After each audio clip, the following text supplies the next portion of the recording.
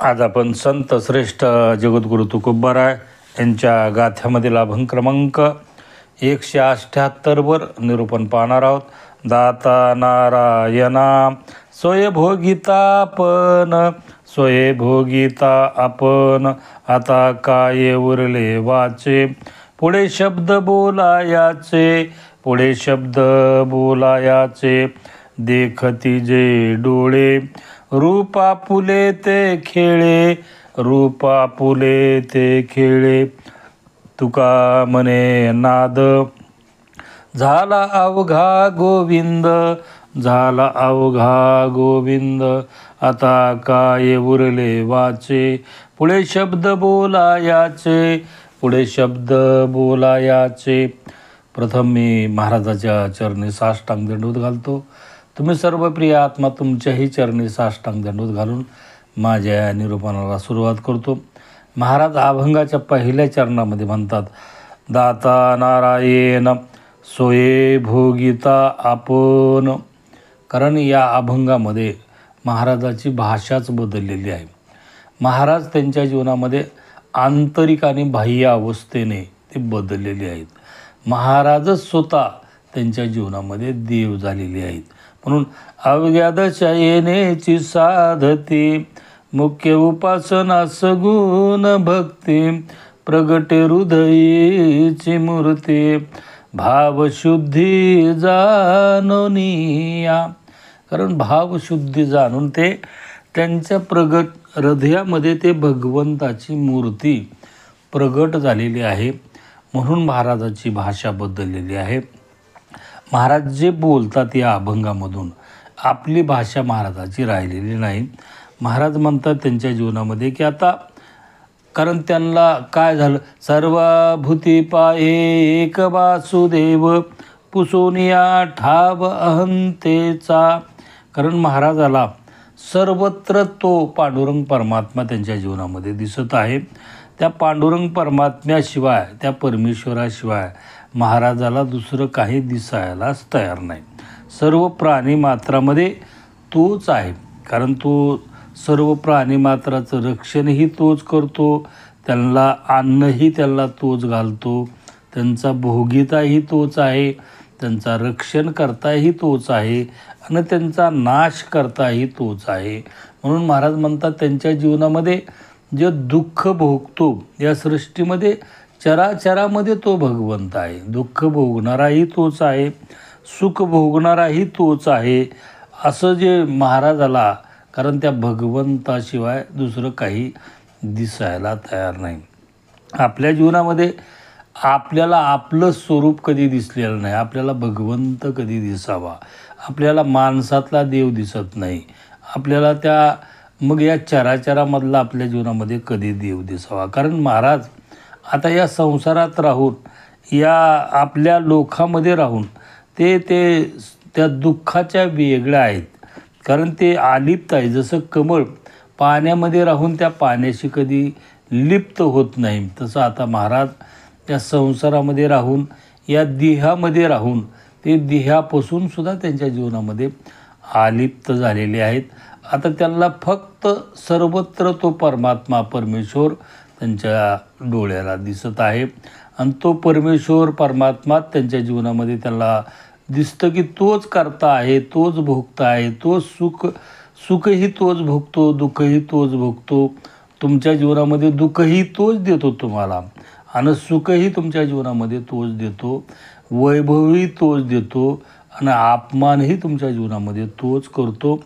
या अवस्थेला महाराज या अभंगामधून पोहोचलेले आहेत.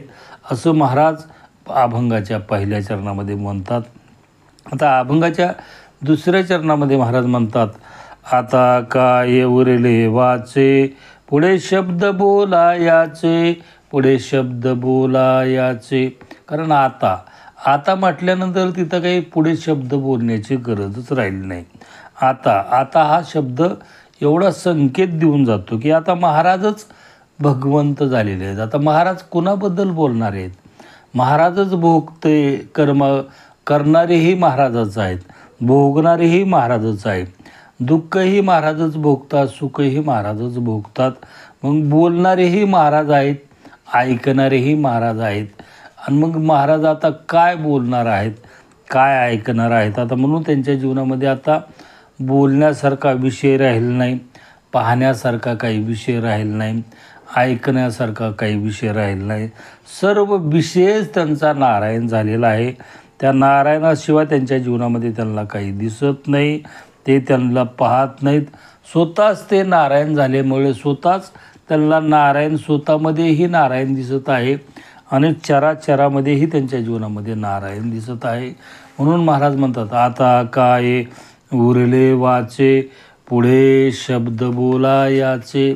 कारण आता कुणाचं वर्णन करायचं? वर्णन करणारा कोण आहे? ज्याचं वर्णन करणार आहे तेच त्या अवस्थेला पोहोचल्यानंतर आता कुणाचं कुणी गुणगान गारावं? कारण महाराजच भगवंत झालेत, तर भगवंताचं गुण कोण गाणार आहे? म्हणून गुणगान गाणारेही महाराज आहेत, निंदा करणारेही महाराजाच आहेत. म्हणून महाराज म्हणतात, आता माझ्या जीवनामध्ये शब्द काही बोलायची अवस्था राहिलेली नाही, असं महाराज अभंगाच्या 2ऱ्या चरणामध्ये सांगतात. अभंगाच्या 3ऱ्या चरणामध्ये महाराज म्हणतात, देखती जे डोळे रूपा पुले ते खेळे, रूपा पुले ते खेळे. आता डोळे काय बघतात? कारण ते देखती, डोळे ते भगवंताचंच रूप बघतात, स्वतःचंच रूप त्यांना त्यांनी या जगामध्ये चराचरामध्ये भरलेलं दिसत आहे. त्या स्वतःच्या रूपाशिवाय दुसरं या जगामध्ये काहीच भरलेलं नाही, असं महाराजाला दिसत आहे. जे स्वतःचं रूप आहे तेच भगवंताचं रूप आहे.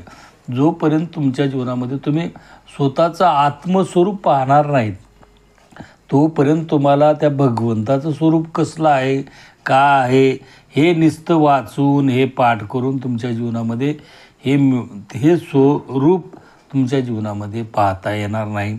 कारण म्हणून तुम्हाला तुमच्या जीवनामध्ये अभ्यास लागतो.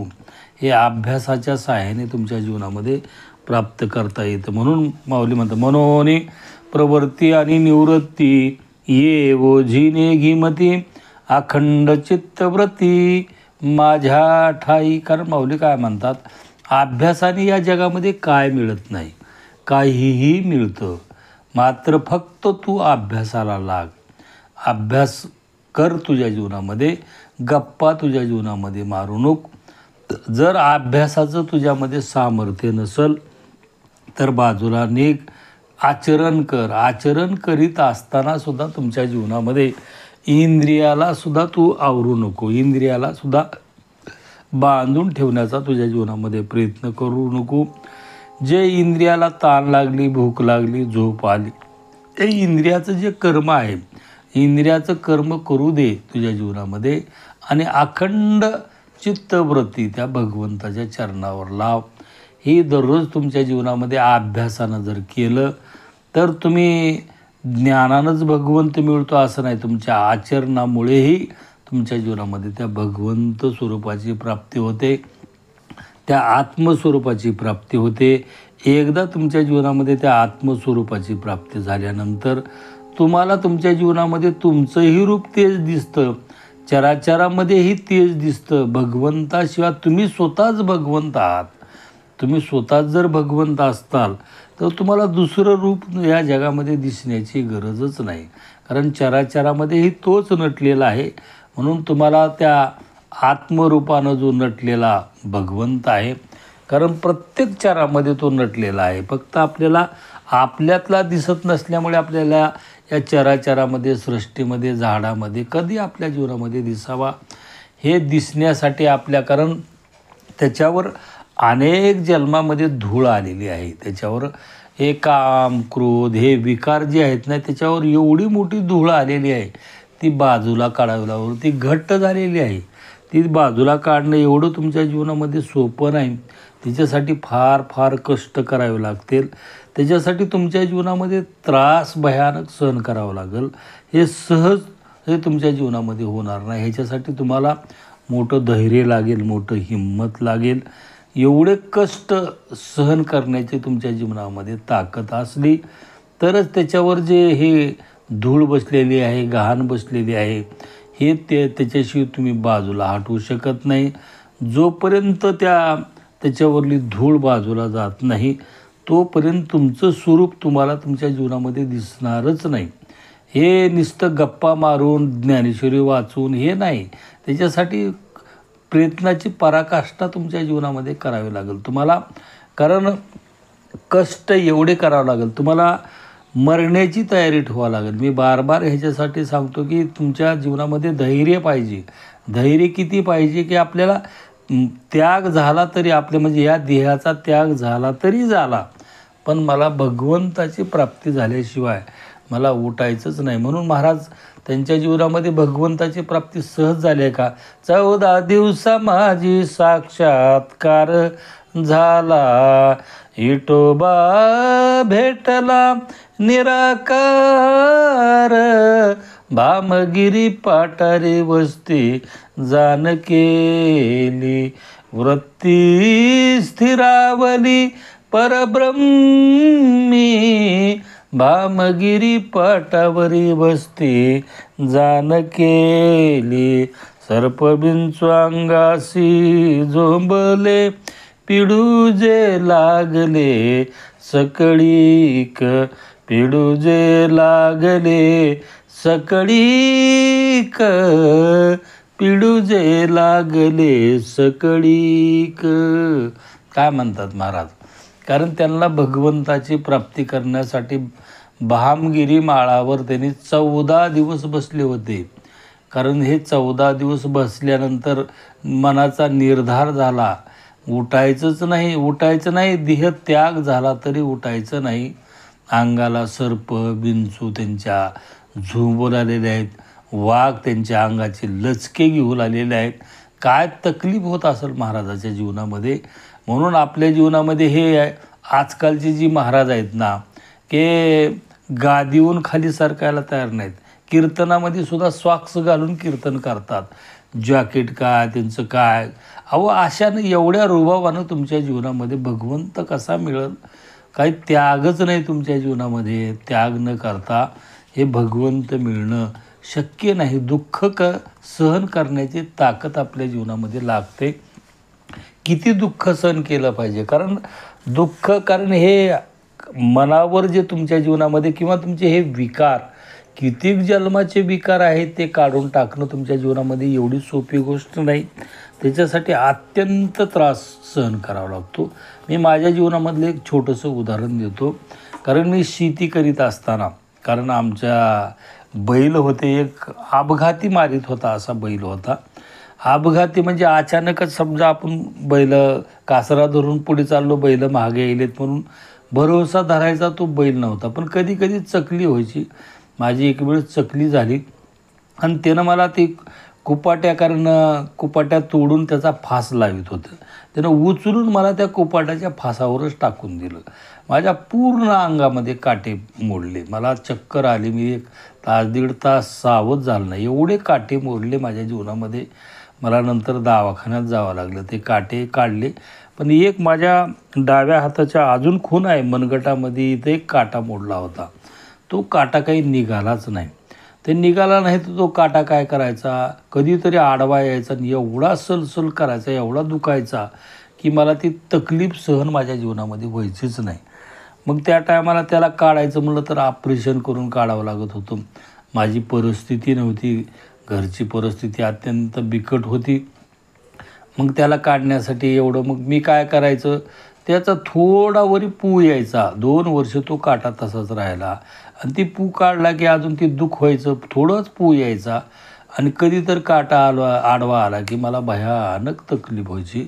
एक दिवस माझ्या मनामध्ये निर्धार झाला की ही तकलीफ आता 12 महिन्याची चालू आहे, आता ह्याला काय करावं. म्हणून मी काय केलं, 2-3 दिवस त्याला असं चांगलं टोकरलं. त्याच्यावर 2-3 दिवस रुचिक घातली, रुचिकीचं दूध घातलं आणि 3 दिवस झाल्यानंतर ते नासल्यासारखं झालं आणि ठरवलं की असाही दररोज माझ्या जीवनामध्ये हा त्रास करू लागलेला आहे. एकदाचा प्राण तर जाईल नाही तर काहीतरी होईल असं बैल चारित होतो. आणि त्याला मी एवढं कचाटून दाबलं की मी अक्षरशः चक्कर येऊन पडलो. तर माझा तो चक्कर येऊन पडल्यानंतर मी बेसावधच पडलो. आणि नंतर ज्यावेळेस मला सावध झालो, मी माझा घाम पुसला, पाहतो माझ्या हाताकडं तर ते 1 इंचाचा काटा माझ्या मनगटावर येऊन बसलेला आहे. अजून माझी जखम आहे. मला म्हणायचं आहे की तुमच्या जीवनामध्ये एवढा त्याग, एवढं कठोर काहीतरी पाहिजे. तुम्ही निर्धार तुमच्या जीवनामध्ये केला पाहिजे. त्यावेळेसच तुमच्या जीवनामध्ये भगवंताची प्राप्ती होते, असं महाराज अभंगाच्या 3ऱ्या चरणामध्ये सांगतात. अभंगाच्या शेवटच्या चरणामध्ये महाराज म्हणतात, तुका म्हणे नाद झाला अवघा गोविंद.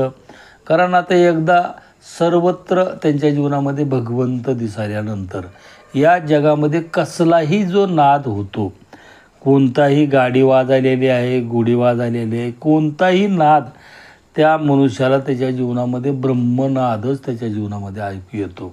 भांडणं जरी लोकाचे लागले तरी त्याला दुसरा नाद येत नाही, तो ब्रह्मनाद चालू आहे असं त्याच्या जीवनामध्ये ऐकू येतं.